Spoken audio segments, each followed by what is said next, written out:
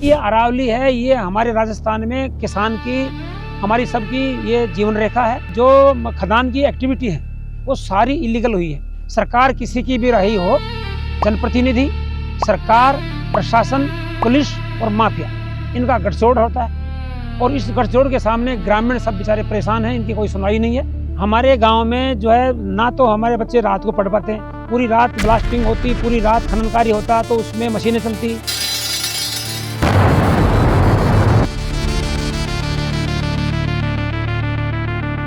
अरावली की लड़ाई क्या है वो आप यहाँ पे देख सकते हैं। ये जो खंडहर है, जितना ऊंचा ये पहाड़ है उतनी नीची खाई है। मतलब इसको खोद करके, पहाड़ को खोद के खाई बना दी है। तो सारी लड़ाई माइनिंग की है।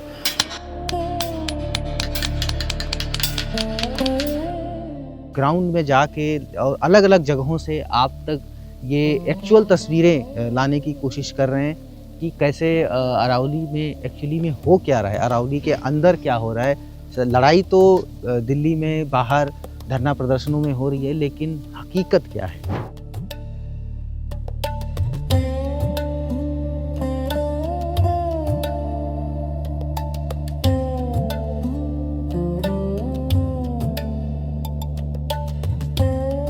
ये एक गांव है शुक्लावास, और यहाँ पे 2022 से माइनिंग को रोका गया था।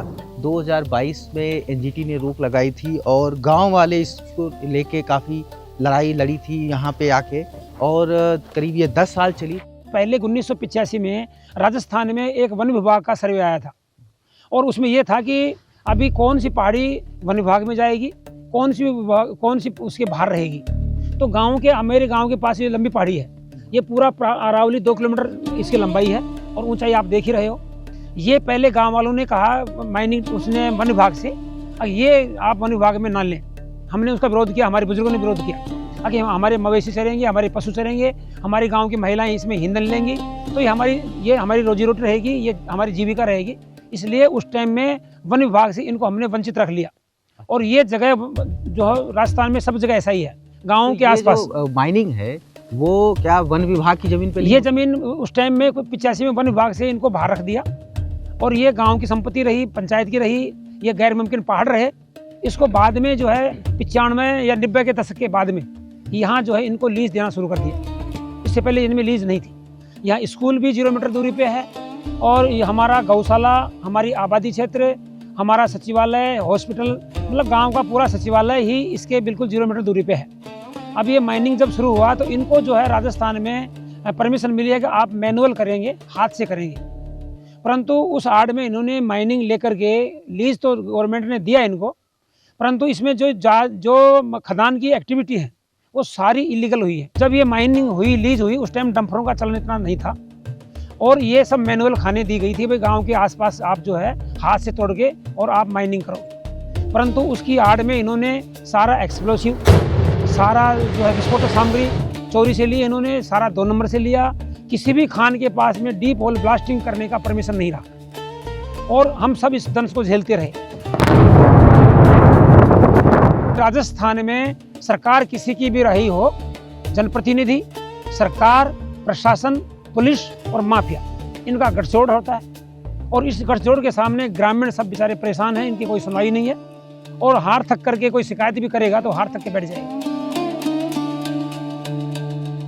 ये अरावली है, ये हमारे राजस्थान में किसान की, हमारी सबकी ये जीवन रेखा है। अब बरसात का पानी इन पहाड़ियों की वजह से ही ज़मीन में जो है वो रिसाव होता है, जमा होता है। परंतु इनको सबको अभी खोद दिया तो हमारे यहाँ पानी अपने आप ही प्लान हो गया। हमारे यहाँ ड्राई जोन होने का ये कारण है कि यहाँ माइनिंग बहुत ज़्यादा है। वन विभाग में जो पहाड़ियाँ हैं जिनको वन विभाग का घोषित किया गया, क्या उनको भी लीज पे दिया जाएगा? हाँ, उसमें सरकार जो है प्रस्ताव लेकर के और उनको पट्टे बांट रही है। छोटे छोटे भूखंड जो है उनको वन विभाग से निकाल के और फिर माइनिंग को दे रही है। और अभी जो 100 मीटर का जो उनकी परिधि रखी है, उसका भी यही नज़रिया है कि इस क्षेत्र को, ये सारा NCR के नज़दीक है, सारा दिल्ली नोएडा के नज़दीक है, और यहाँ से जितनी बिल्डिंगें वहाँ बननी हैं, ऊंची ऊंची जो सड़क बनने हैं, वो जहाँ यहाँ में उतना गहरा खड्डा हमें भुगतना पड़ रहा है। और सरकार की मंशा यही है कि ये छोटी अरावली के नाम से इन सब में माइनिंग दी जाए और इनको 100 कॉर्पोरेट के हवाले कर देंगे, इनकी ये मंशा है।